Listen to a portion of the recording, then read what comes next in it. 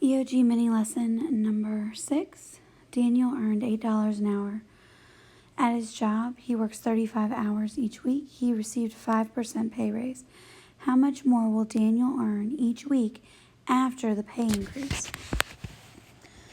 So I'm going to start with coming up with, okay, how much did he earn for 35 hours? So I have $8 times the 35 hours. So in my calculator, that's what I'm putting in, 8 times 35.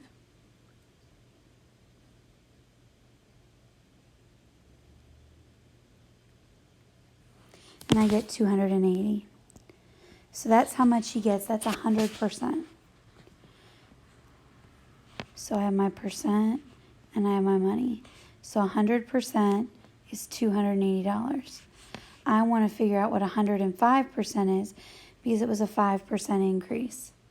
So I'm going to divide going up and multiply coming down.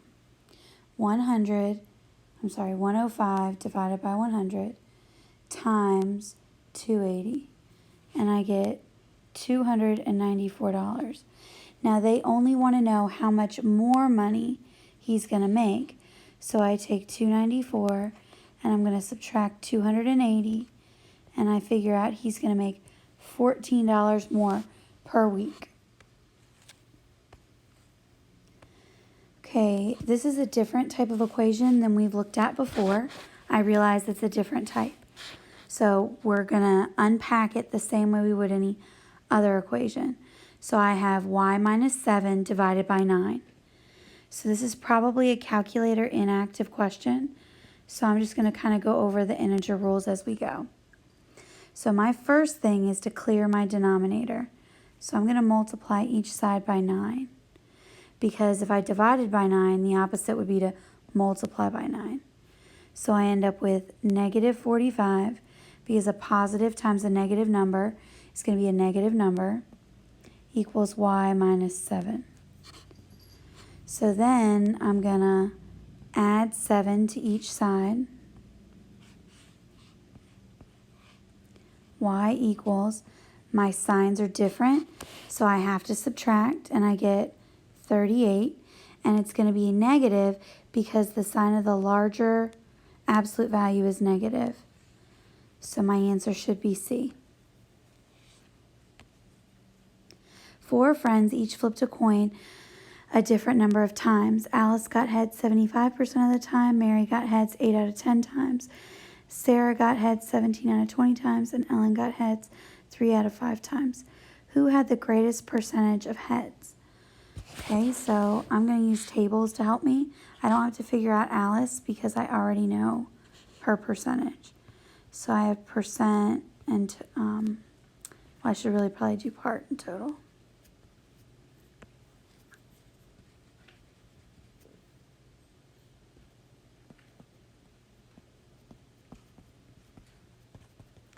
So I know 8 out of 10. I know my total percentage would be 100. So I'm going to divide going up, multiply coming down. So it's going to be 80%. So Mary was 80%.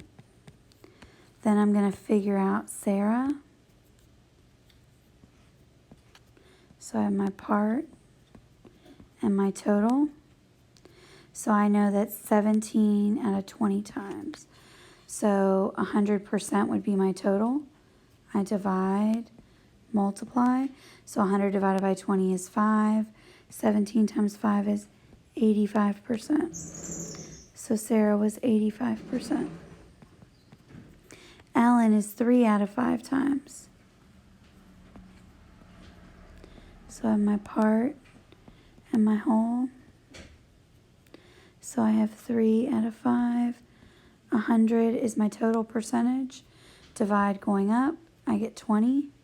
Multiply coming down, and I have 60%. So it says, who had the greatest percentage of heads? Sarah. Kyle bought X pencils. He paid $1.24 including tax per pencil. He gave the cashier a $20 bill and received $5.12 in change. How many pencils did Kyle purchase? So I'm going to set myself up an equation. It says he paid $1.24, including tax, per pencil. So I'm going to do $1.24 times the number of pencils. Then it says he received $5.12 back in change. So plus $5.12 gives me a total of $20. So I'm going to subtract the change first. I don't know if this is calculator active or inactive, but I'm just going to kind of review it for myself.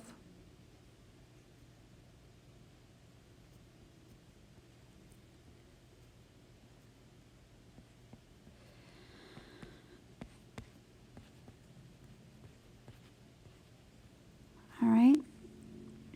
So I end up with, I paid $14.88 in pencils.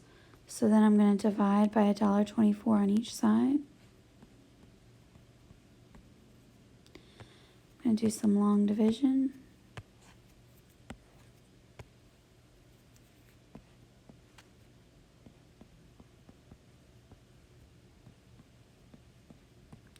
Remember, you move your decimal over 2 places.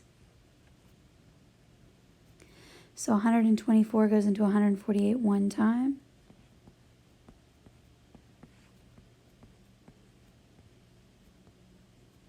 And 124 goes into 248 2 times.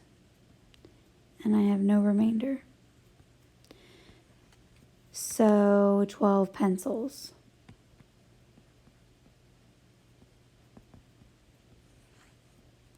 Those are some really expensive pencils. All right, make sure that you choose one of the cool downs and you email it to me and submit today's lesson. Have a great rest of your day. Bye.